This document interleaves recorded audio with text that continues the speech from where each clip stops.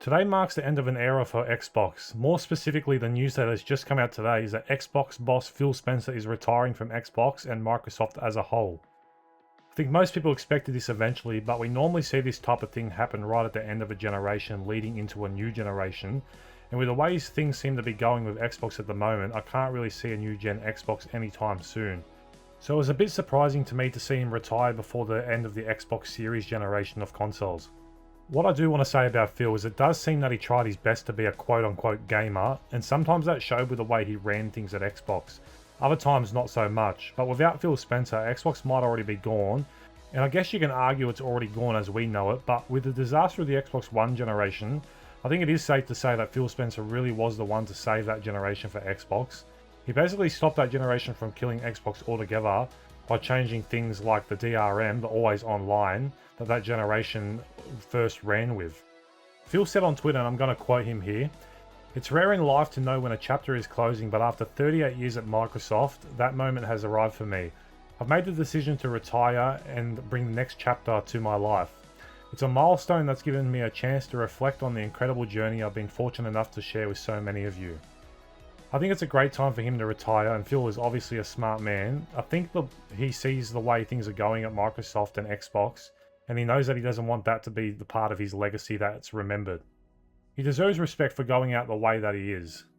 So one thing that's come out of this that's really surprised me is that the person who's supposed to take over from Phil was Sarah Bond. Not only is she no longer part of the plan to be the new boss of Xbox, she's resigned from Microsoft altogether. I'm wondering if they weren't happy with the way she might have led and decided to give her a bit of a nudge out the door, or she left on her own terms because maybe she wasn't being offered the top job there like she was expecting. Either way, I think what's coming next isn't going to be a good thing for Xbox at all. So now that Sarah Bond is no longer the one taking over as boss, they're putting someone called Asha Sharma as the new head of Xbox, and you're probably wondering why this is a bad thing. Well, there's a few reasons, so let me lay them out here. Number one, she joined Microsoft in 2024, coming from Core AI, and I wish I was joking about that. First of all, we know Xbox is pushing hard for AI in all forms of their company, including Xbox, which is just complete nonsense. Gamers have proven time and time again they don't want AI in their games, but yet here we are putting someone who worked at an AI company in charge. Number two is the fact that Asha has no gaming experience. Are we really putting someone that's never worked in the gaming industry before in charge of one of the biggest gaming companies in the world? If it wasn't for Phil Spencer being a gamer himself, Xbox would be dead already, and honestly, if things go the way I think they might, I don't see Xbox being a thing anymore in maybe 10 or so years.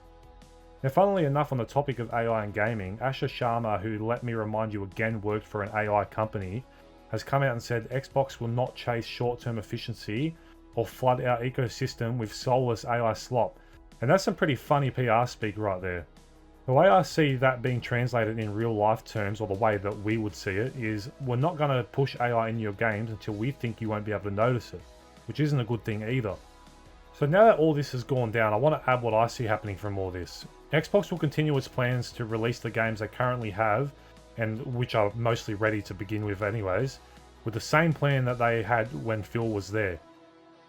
But I think in 2 to 3 years, we're going to start seeing games from Xbox's studios with a lot more AI slop in them.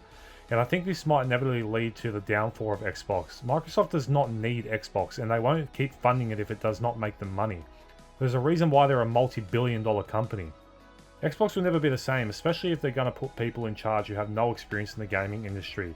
I'd hate to see Xbox die out over this, and I really hope that this somehow manages to set them on the right path, but I guess time's going to tell. We need competition in the gaming industry, and that's really shown lately. Finally, I want to say thank you, Phil, for at least trying to put gamers first when everything else around you wants to do the opposite. Now, I want to hear what you guys think about this news below. Are you worried what might come from this? Let me know in the comments below, like the video if you enjoyed it, and I'll talk to you guys on the next video.